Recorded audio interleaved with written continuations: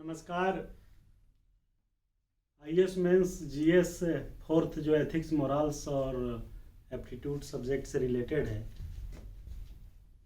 मुझे ये कहते हुए बड़ा दुख हो रहा है कि मैंने आज तमाम कोचिंग इंस्टीट्यूट्स के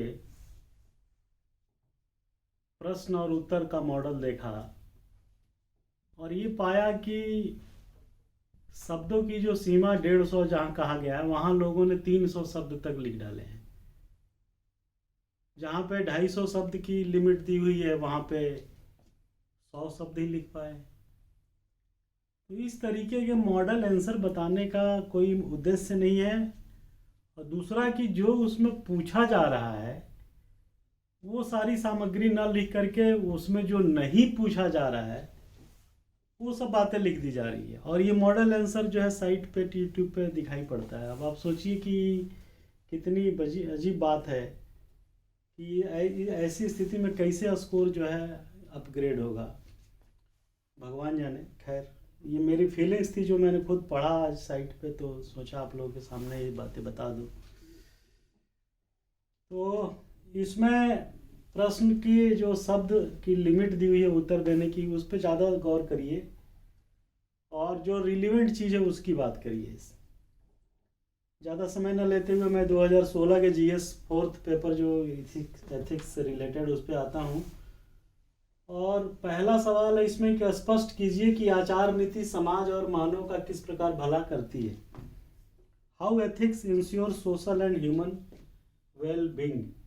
तो इसमें सीधा सीधा 150 शब्द में लिखना है, तो आप इसको लिखिए कि कह रहा है कि एथिक्स जो है सोशल समाज का और मानव का, व्यक्ति का किस प्रकार भला करती है। तो देखिए, आचार नीति जो एथिक्स है इसके कुछ एट्रीब्यूट्स है। वो एट्रीब्यूट्स जो है इसका समाज का, व्यक्ति का भला करती है। व्यक्ति का भला करती है तो व्यक्ति के साथ समाज का भला अपने आप हो जाता है। जब सारे व्यक्तियों का समूह और इंटरेक्टिव रिलेशंस जो होते हैं वो समाज कहलाते हैं। तो व्यक्तियों के ऊपर प्रभाव डालती है। जब सारे व्यक्ति ऐसा करने लगते हैं तो समाज का भला अपने आप होने लगता है। तो ये कौन कौन से एट्रीब्यूट्स है जो व्यक्ति का भला करती है। तो सबसे पहला एथिक्स का जो एट्रीब्यूट्स है वो है कि कभी भी जो है नेगेटिव एलिमेंट्स को फॉलो नहीं करना है। आप ये लिखिए कि जो उसमें हमेशा सही और गलत के बीच सही का ऑप्शन चुनने का विकल्प होता है और गलत काम, गलत आंसर चुनने का विकल्प नहीं होता है।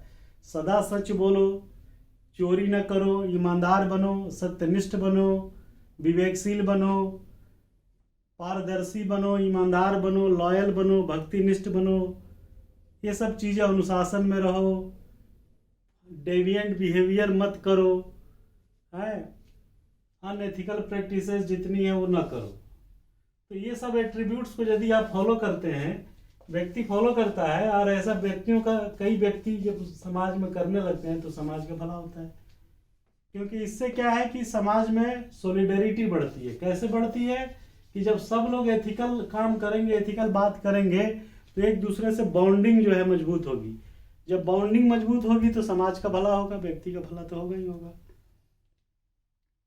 दूसरा, एथिक्स जो है गॉड फियरिंग की कंसेप्ट को आपके दिमाग में डालता है। भगवान से डर, ये डर जो है आपको गलत करने से रोकता है।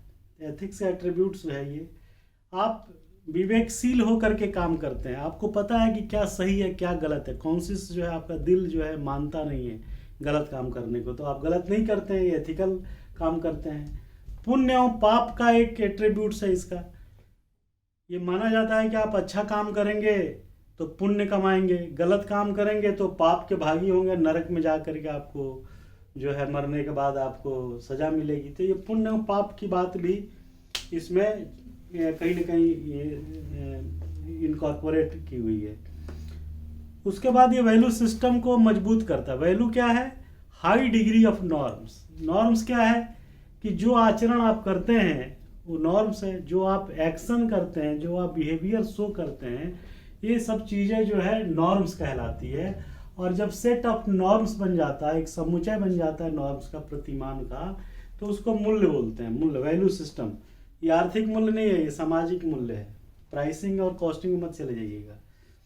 और इस तरीके के एट्रीब्यूट्स को जब आप फॉलो करते हैं तो आपका भला होता है, और जब सब लोग करते हैं तो इसके करने से समाज का भला होता है। सो सिंपल, 150 शब्द बहुत हो गया। इसके साथ पहला का बी सवाल है कि क्या कारण है कि निष्पक्षता और अपक्षपातीयता को लोक सेवाओं में विशेषकर वर्तमान सामाजिक राजनीतिक संदर्भ में आधारभूत मूल्य समझना चाहिए। ये अपने उत्तर को उदाहरण के साथ स्पष्ट कीजिए। Why should impartiality and non-partisanship be considered as foundational values in public service, especially in the present day socio-political context? बड़ा सही है। तो पहले आप जान लीजिए कि निष्पक्षता क्या होता है। इम्पार्शियल, निष्पक्षता का मतलब होता है किसी का पक्ष न लेना। दो लोग हैं, ए और बी, आप न ए के तरफ है न बी के तरफ है। दो लोग हैं, आप ये हैं सी, तो आप दोनों को इक्वली ट्रीट करते हैं, दैट इज निष्पक्ष, इम्पार्शियल। दूसरा कंसेप्ट क्या बोला इसमें? अपक्षपातीयता, नॉन पार्टीजनशिप। दोनों में फर्क देखिए क्या है। फर्क ये है कि निष्पक्षता जो है, दो लोगों के बीच आप जो है कोई भेदभाव नहीं करते, वो निष्पक्ष भाव से। अपक्षपातीयता का मतलब होता है कि आप के अंदर जो है बायस होने की, बायस माने झुकाव, किसी के प्रति जो है पक्षपात करने की जो टेंडेंसी है वो नहीं है। और ये टर्म जनरली जो है पॉलिटिकल एस्पेक्ट में यूज होता है जनरली। तो अपक्षपातीयता का मतलब होता है कि किसी के प्रति, किसी भी संगठन या समूह के प्रति कोई झुकाव नहीं होना। उसमें दो वाली बात नहीं है, उसमें संख्या 4, 5, 6, 10, 20, सैकड़ों, हजारों हो सकती है। तो उसमें किसी के प्रति जो है बायसनेस नहीं होना, दैट इज अपक्षपात। हम किसी के प्रति झुके नहीं है, पता नहीं है। अब कह रहा है कि निष्पक्षता, तो चलिए ग्रुप में भेदभाव रहित आपने काम किया, दोनों ही, तीनों, चारों, पांचों लोगों में कोई फर्क नहीं किया। अपक्षपातीयता हो गया कि आप पॉलिटिकल संदर्भ में लैक ऑफ बायसनेस है जो है आप में है, किसी के प्रति बायस नहीं होते, इसका जो है अभाव है। बहुत अच्छी बात है। अब ये कह रहा है कि वर्तमान सामाजिक राजनीतिक संदर्भ में इसको आधारभूत मूल्य समझना चाहिए। ये बात बिल्कुल सही है। क्यों है? सामाजिक राजनीतिक संदर्भ में ये इसलिए है क्योंकि दलगत राजनीति से आप जो है असंबद्ध रहें। दलगत राजनीति से आप डिटैच रहेंगे। जब डिटैच रहेंगे तो समाज का भला होगा, सबका भला होगा। दूसरा, चुनावी पारदर्शिता बनी रहेगी। आपको किसी पॉलिटिकल पार्टी से कोई लेना नहीं देना, कोई लॉयलिटी नहीं है, कोई इंक्लाइनेशन नहीं है। तीसरा फायदा ये होगा कि मताधिकार का निष्पक्ष प्रयोग होगा, सही जो है संदर्भ में जनमत संग्रह होगा, और डेमोक्रेटिक वैल्यू जो है एस्टेब्लिश होगी। ये सामाजिक और राजनीतिक संदर्भ में आपको ये बातें लिखनी पड़ेगी कि ये फायदा होगा, क्योंकि इसमें पूछा है कि सामाजिक राजनीतिक संदर्भ में।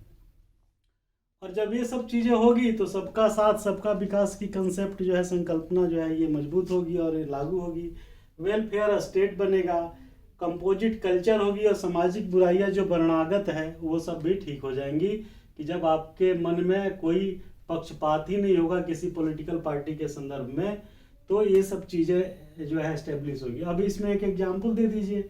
जैसे कोई दल है, एक्स दल है सपोज, और आप एक्स दल के ही पहले चाहते थे, और आप भी अभी भी मानसिक स्थिति आपकी जो है इसी दलगत एक्स पार्टी के प्रति है, तो पार्टी का नाम लेना ठीक नहीं है, आप एक्स लिखिएगा। एक्स पार्टी के प्रति अगर आपका जो है झुकाव पहले का भी था, लेकिन नौकरी माने के बाद उन सब चीज़ों से आप एकदम निष्पक्ष हो गए, अपक्षपाती हो गए, तो ऐसा करते समय आपका क्या होगा कि जब आप पक्षपाती होंगे तो जो चीज़ें हमने बताई कि रेफरेंडम और एडल्ट फ्रेंचाइजी और बिना किसी भेदभाव के, बिना रॉन्ग वोटिंग के, ये सारी चीज़ें जो है सही पार्टी जो है चुनाव जीतेगी।